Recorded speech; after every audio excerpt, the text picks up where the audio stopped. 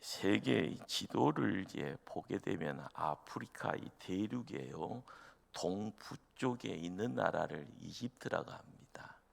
요즘 이 이집트라라는 공간에서요, 위쪽으로 올라가면 수에즈 운하, 그리고 이쪽을 시나이 반도라고 하는데, 지금의 이집트, 팔레스틴, 여기에 이제 요르단, 뭐 그쪽으로 이제 전쟁이 한참 있습니다.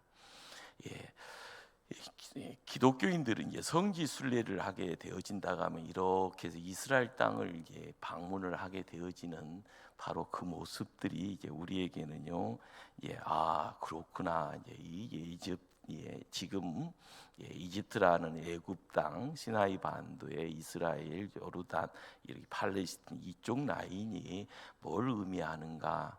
바로 우리가 오늘 말씀을 읽게 되어지는 바로 그 자리가 되어집니다. 중간에 보면 개미 허리 같은 이런 이 공간이 있죠. 거기에 이제 수에즈 운하라는 지명이 있고, 거기에 이제 아시아와 아프리카의 어떤 지경이 이제 이렇게 구분되어져 가는, 이쪽은 아시아, 이쪽은 아프리카, 바로 해상 교통의 요충지가 되어집니다. 우리는 이제 바로 이 인근 지역 안에서 오늘 성경의 본문의 사건이 일어나는 이 홍해 사건의 내용들이 이쪽 라인, 이쪽 지역을 통해서 이루어지는구나, 이렇게 말씀을 이제 접근을 하게 되면 여러분의 눈이 조금 밝아질 줄을 압니다. 3,500년 전입니다. 애굽 땅에서 노예 생활을 하다가 탈출하는 이스라엘 백성들이 구름 기둥, 불 기둥의 인도를 통하여서요, 긴 여행길을 출발을 합니다. 그런데 개미 허리 같은 이런 육지길이죠, 수에즈 운하를 이렇게 찾아가면은 바로 그것이 가나안 땅 찾아가는 지름길이 될 텐데요, 그 길을 택하지 않습니다. 바닷길로 갑니다. 여기에 왜 이런 선택을 했을까라는 의문점이 듭니다.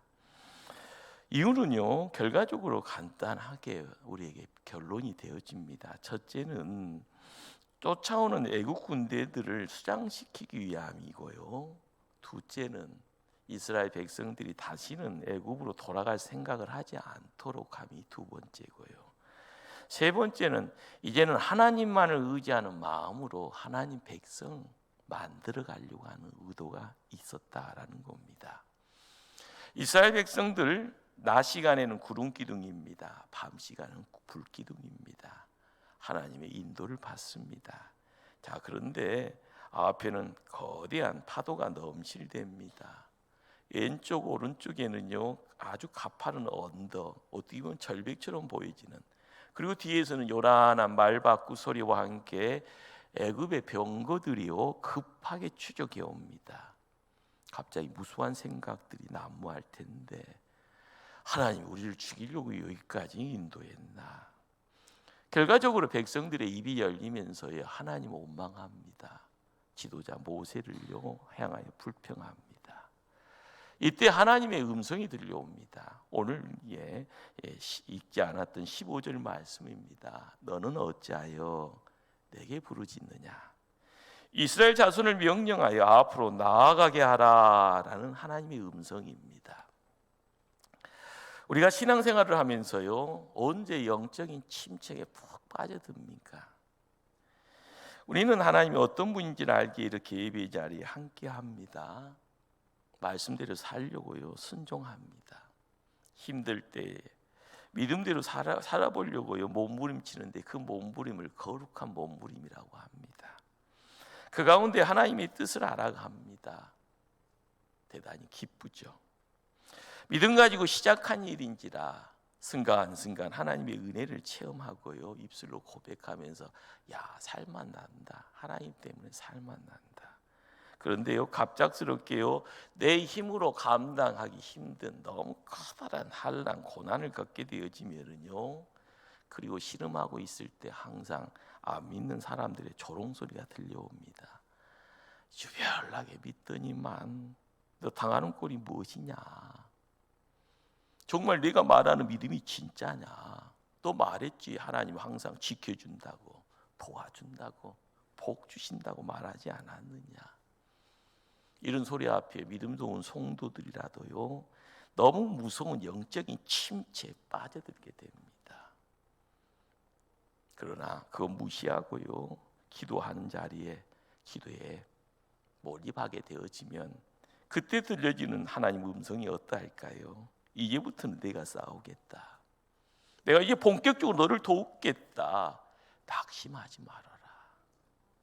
왜 자포자기하냐? 왜 영적인 늪에 빠져서 허우적거리면서 그렇게 살겠다 못 살겠다 푸념하냐? 지금까지 네가 살아왔던 것처럼 믿고 한 걸음 전진해. 한 걸음 더 전진해. 오늘 본문 가운데요, 바다 위에 손을 내밀라라는 이 말이 반복적으로 등장합니다. 16절, 이 지팡이 들고 손을 바다 위로 내밀어. 21절에요, 모세가 바다 위로 손을 내밀매. 26절에 여호와께서 모세에게 이르시되 내 손을 바다 위로 내밀어. 27절에 모세가 그 손을 바다 위로 내밀매. 오늘 본문에서 등장하는 이 바다는요, 우리가 인생에서 만나는 난간이요, 장애물입니다. 그래서요, 이걸 해결하지 못하면 내가 꼭 죽을 것만 같습니다. 이 문제 돌파하지 못하면은요, 한 걸음도 전진할 수 없을 것 같습니다. 결과적으로 바다는요, 우리의 인생의 막다른 골목을, 막다른 그런 상황을 말합니다. 사랑하는 성도님들, 인생 살면서 이스라엘 백성들이 만난 진퇴양난의 상황이 있었습니까? 지금이 그런 상황입니까? 하나님은 그런 상황에서 내 손을 내밀라고 합니다. 이제는 내 앞에 캄캄하게 가로막혀 있는 이 장애물에 손을 내밀라고 명령합니다. 문제를 향하여 손을 내밉니다. 장애물을 향하여 손을 내밉니다. 그 난간 항하에 손을 내밉니다. 너를 가로막고 있는 그 상황에 제발 절망하거나 좌절하지 말고 손을 내밀라. 그러면 이렇게 손을 내밀라는 것이 도대체 무엇일까요? 기본적으로요, 상식적으로요, 믿음 생활 하다 보면은요, 느껴지는 것이 문제 앞에 포기하거나 절망하지 말고 나아가라는 그런 느낌이 있잖아요. 이 손은 바로 포기니 좌절을 해서요, 일으킬 수 있는 믿음의 손이 되어질 것을요, 믿으시기를 바랍니다. 내가 지금 이 손을 내밀면은요, 이 손은요, 축복의 손이 됩니다. 우리가 지금 축복하면 이 축복은 반드시 하나님께서 나의 아들, 딸, 그리고 믿음의 성도들에게 함께 할 수 있는 그러한 거룩의 축복의 손이 됩니다. 그러기에 이 축복의 손을, 이 믿음의 손을요, 지금 현실에서 고통당하고 아파하는 성도들에게 손을 얹으시길 바랍니다. 손을 얹는 것이 뭡니까? 믿음입니다. 그 다음에 역사는요, 누가 하십니까? 하나님이 하십니다. 본문에서요, 극명한 결과 앞에서 망연자실하면서 죽어간 무리가 있습니다. 반면에요, 기뻐하고 한우하는 무리들이 나타납니다. 바다는 똑같은 바다였고요, 그들의 눈에 똑같이 바다가 갈라졌습니다. 그런데 그 갈라진 바다 한가운데를 이스라엘 백성들은 건너갑니다. 반면에 그 갈라진 바다 때문에요, 애국 군대는 죽습니다. 선명한 분기점이 무엇인가요? 바다를 건너난 이스라엘 백성들과 바다에 수장된 애국 군대의 차이는 무엇인가요? 히브리서요 11장 29절은 이런 말씀을 기록해 놓았습니다. 믿음으로 저희가 홍해를 육지같이 건넜으나 애굽 사람들은 이것을 시험하다가 빠져 죽었으며 우리는 홍해가 갈라지는 것을 기적이라고 합니다. 내가 할 수 없으니 기적이죠.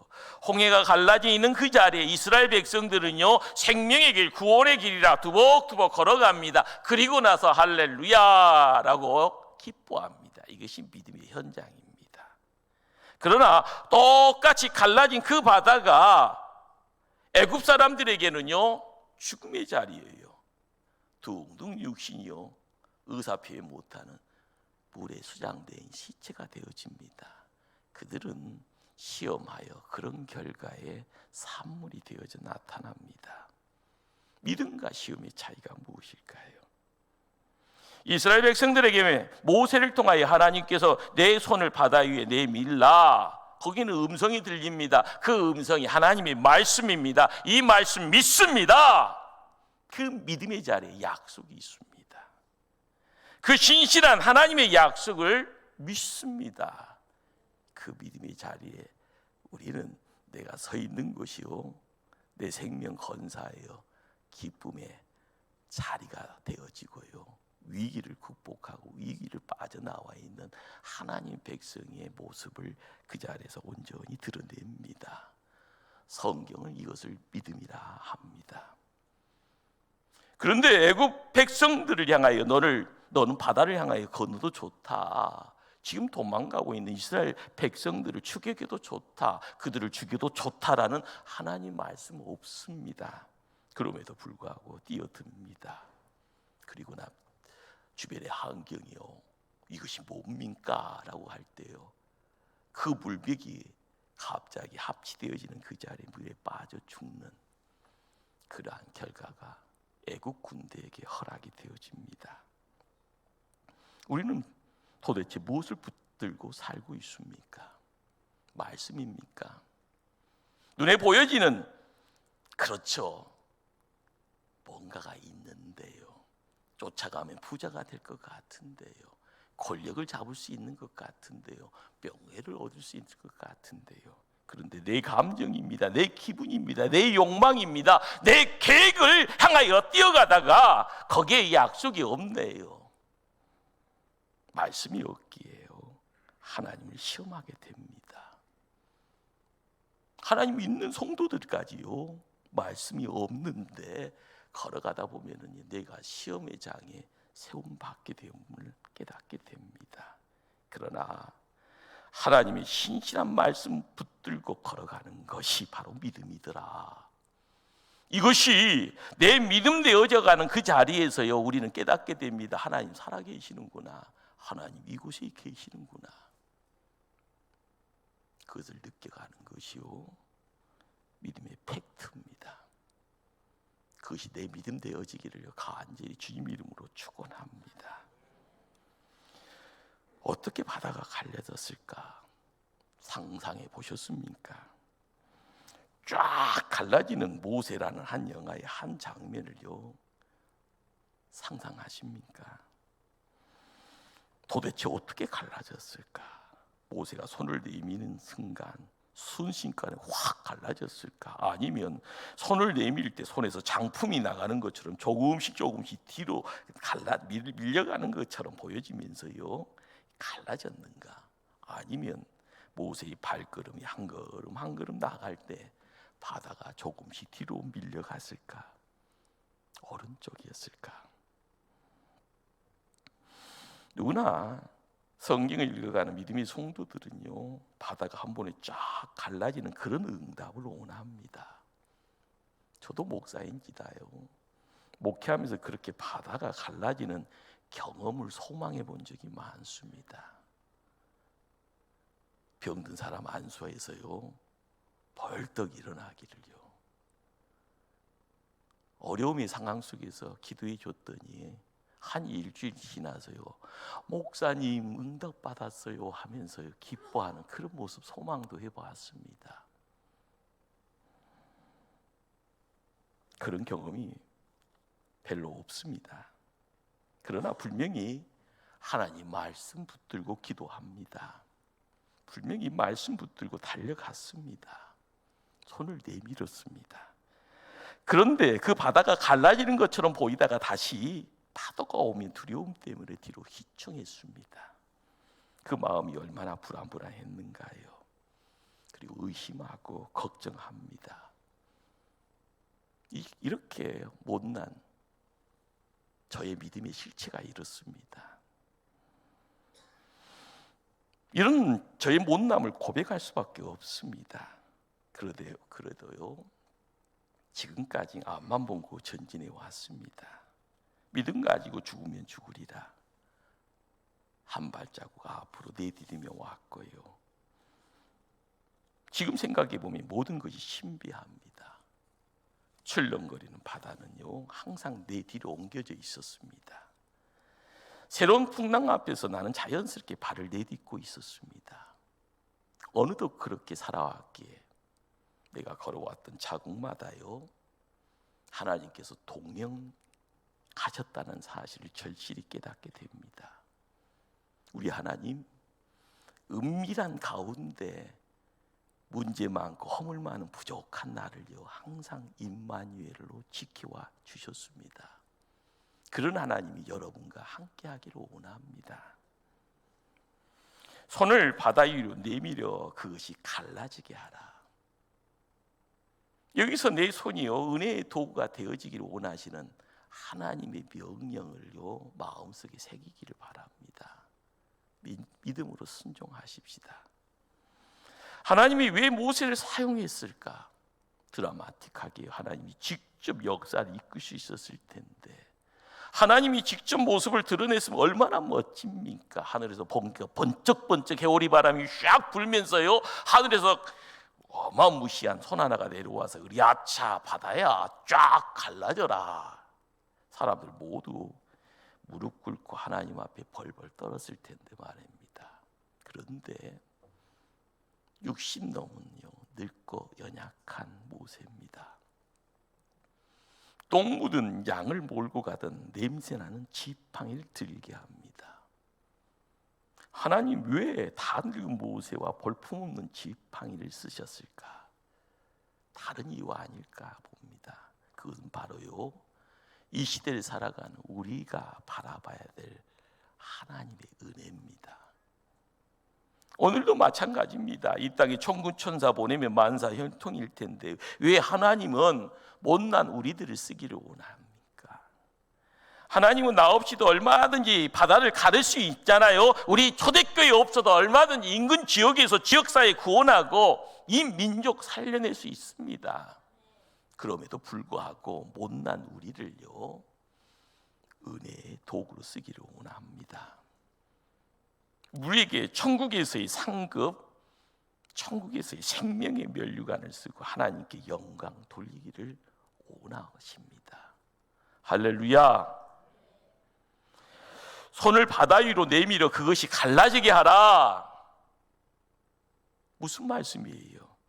그냥 손 내밀라고 말씀합니다. 그러면 하나님이 대신 하신다라는 말입니다. 내 손이 하나님의 손이 되어지니 얼마나 감격입니까? 모세의 지팡이가 하나님의 지팡이 되어지는 그 자리에 홍해가 갈라지더라. 손을 내미는 그 자리에 홍해물이 합치되어지니 애굽의 군대의 시체가 수장대에 둥둥 떠 있는 그 모습들 얼마나 대단합니까? 내 손을 내밀라. 너는 순종만 하면 된다. 문제 앞에 엎드리면 된다. 하나님 말씀 붙들고 믿기만 하면 된다. 그 다음은요 누가 책임진다고요? 우리 하나님이 책임진다. 내가 해결할 텐데 내가 싸운다. 하나님이 대신 우리와 함께 하신다고 말씀하십니다. 믿음의 안목을요 활짝 열 때 의심 두려움은 밀려갈 줄 믿습니다. 본문에서요 신기한 일이 발생합니다. 무슨 일일까요?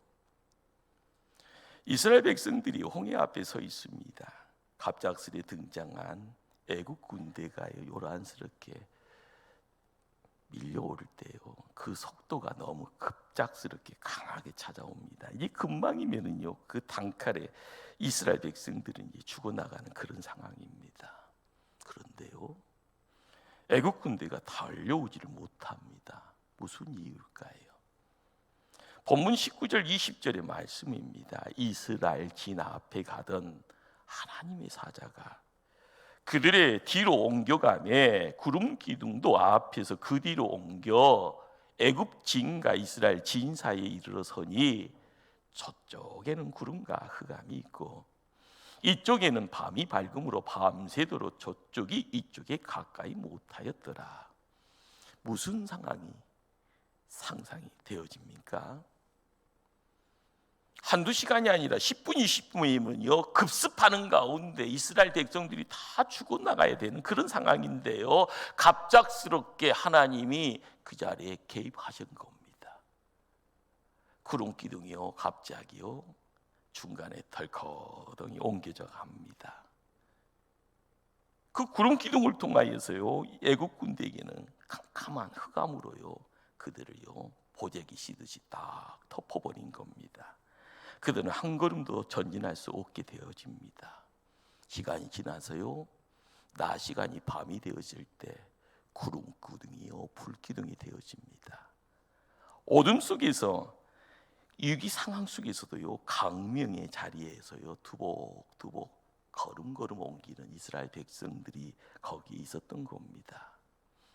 여기에 하나님 백성과 하나님을 거역하는 백성들의 차이가 있습니다. 하나님의 백성은요 밤을 걸어가도 강명한 새벽처럼 대낮처럼 걸어가게 됩니다. 그러나 하나님이 원하지 않는 길을 걷게 되어지면 대낮을 달려가도 하나님의 손이 임하면은요 암흑의 자리요 길을 상실하게 되어지면 거기에 죽음밖에 없다라는 것을요 우리는 말씀을 통하여 보게 됩니다. 홍해가 쫙 갈라집니다. 구원의 길, 생명의 길입니다. 이스라엘 백성들은 활짝 열린 그 길을 두벅두벅 건너갑니다. 그 길 따라 애국 군대가 따라옵니다. 큰 소리 외쳐가면서요 이스라엘 백성들 모조리 잡아 죽여라. 그런데요 바다 가운데 들어가 보니 이스라엘 백성들은 그 길 지나 묻혀 올라가 있습니다.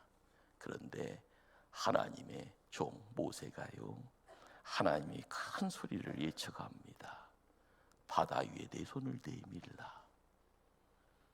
물의 장벽이요 합치되어지는 그 사건을 통하여 애굽의 군대들이 물속에 다 수장되어 죽어가는 모습을요 이스라엘 백성은 두 눈으로 보게 됩니다.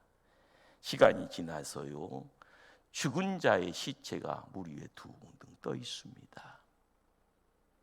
오늘도 하나님께서는 이렇게 믿음의 성도들을 향하여 역사하실 텐데요 도와주실 텐데요 하나님의 명령이 먼저 있음을 깨닫기를 바랍니다.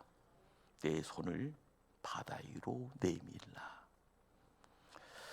마지막으로 신약 성경이 던져주는 의미가 있습니다. 사도 바울은 고린도전서 10장 1절 2절에 이런 말씀을 우리에게 줍니다. 형제들아 나는 너희가 알지 못하기를 원하지 아니하노니 우리 조상들이 다 구름 아래 있고 바다 가운데로 지나며 모세에게 속하여 다 구름과 바다에서 세례를 받고. 사도 바울은요 바다에서 세례를 받았다라고 이렇게 이야기를 합니다. 이 홍해의 사건을 통해서요 무슨 말일까요? 지금까지 이스라엘 백성들은 애굽의 종이었습니다. 그것도 430년 동안 종살이했습니다. 모세를 통하여서요 그들이 발걸음이 옮겨져서 이제 홍해를 건너왔습니다. 말씀의 순종의 자리에 하나님이 기적이 함께 하셨고요 뒤돌아보았습니다. 지금껏 지배했던 애굽의 군대가 모두 시체되어 있습니다. 얼마나 큰 사건입니까? 거기에요 그 굴레가 벗겨져 있는 얼마나 자유함이 있고요 해방감이 밀려왔을까요? 그들은요 느꼈던 그런 감정이요 지금까지는 애굽의 명령에 살아왔지만 이제는 하나님 명령 따라 살리라. 이 믿음의 신앙 고백, 이것이 뭘까요? 바로 이것이요 세례입니다. 물 세례를 이야기합니다.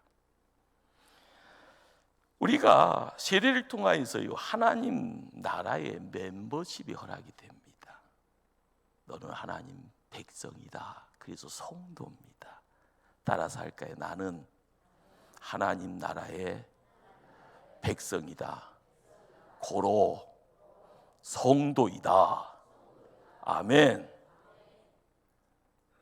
바다를 건넌 이스라엘 백성들이 바로 세례를 받은 겁니다.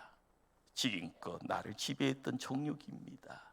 지금까지 나를 지배했던 가시덤불들입니다. 지금까지 나를 지배했던 악한 권세들입니다. 세상에서요 난무하는 무서운 욕심들, 쾌락들, 이 모든 것들이요 말씀 앞에 바다에 둥실둥실 떠 시체되어져 있을 때 그들이 눈으로 본 경험치가 뭡니까?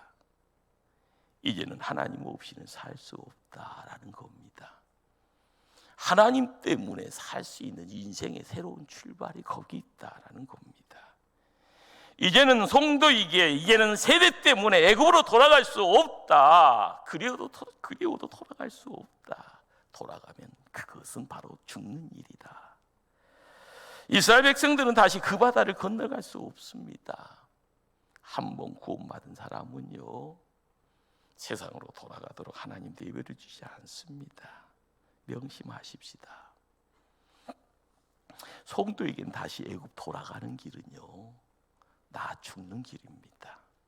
내 가족이 망하는 길입니다. 내 상업이요 토초화되어지는, 폐허가 되어지는 현장이 바로 그 자리에 허락이 되어집니다. 우리가 가야 할 길은 한 길밖에 없습니다. 하나님과 함께 걷는 겁니다. 하나님이 만들어 그리고 마련하시고 준비해 놓으신 그 계획 안에서 살아가는 겁니다. 눈앞에 보여지는 강야 길일지언정이요 가야 됩니다. 하나님이 앞에서 도와주십니다. 구름기둥이요 그 길을 인도하시고요 길이 보이지 아니하면 불기둥이 인도하십니다. 뒤에서 하나님 밀어주십니다. 가는 곳마다요 문제 있을지언정 하나님 책임져 주십니다. 할렐루야. 그런데도요 뒤로 돌아가겠다고요. 애굽에서 먹던 음식이 생각난다고요. 잘 나갈 때 진하게 놀았던 친구의 전화 때문에요 들썩들썩거린다고요. 남겨놓았던 두고 왔던 집이 생각난다고요. 자꾸 옛날로 돌아가려고 하면 하나님이 뭐라고 할까요? 나 너 포기 못한다. 이 세상에서 망가뜨려서라도 때로는 손과 발을 묶어서라도 다리를 꺾어서라도 내가 너를 인도하겠다. 이 무시무시한 말이잖아요. 사랑하는 성도님들, 하나님이 원하는 길을 걸어가십시다. 우리가 가는 길에는 반드시 장애가 있을 겁니다. 세상 사람들이에요 조롱소리 반드시 있을 겁니다. 올해는 작년보다 더 힘들 거라고요. 자영업자들이요 시름소리 아는 사람만 알잖아요.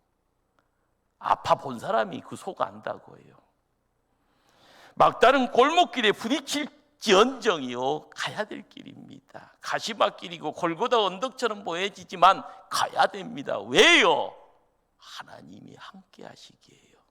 하나님이 인도하시면 가야 됩니다. 그때마다 문제의 바다 위에 나의 믿음의 손을 내미시기를 바랍니다. 말씀의 순종입니다. 손을 내미시면 됩니다. 하나님이 대신 쌓아주실 겁니다. 나는 이 세상에 죽은 존재이다. 그러나 천국 항하에서 새롭게 부활한 존재다. 나는 세례교인이고요. 나는 거룩한, 그래서 나는 왕 같은 제사장이다. 할렐루야.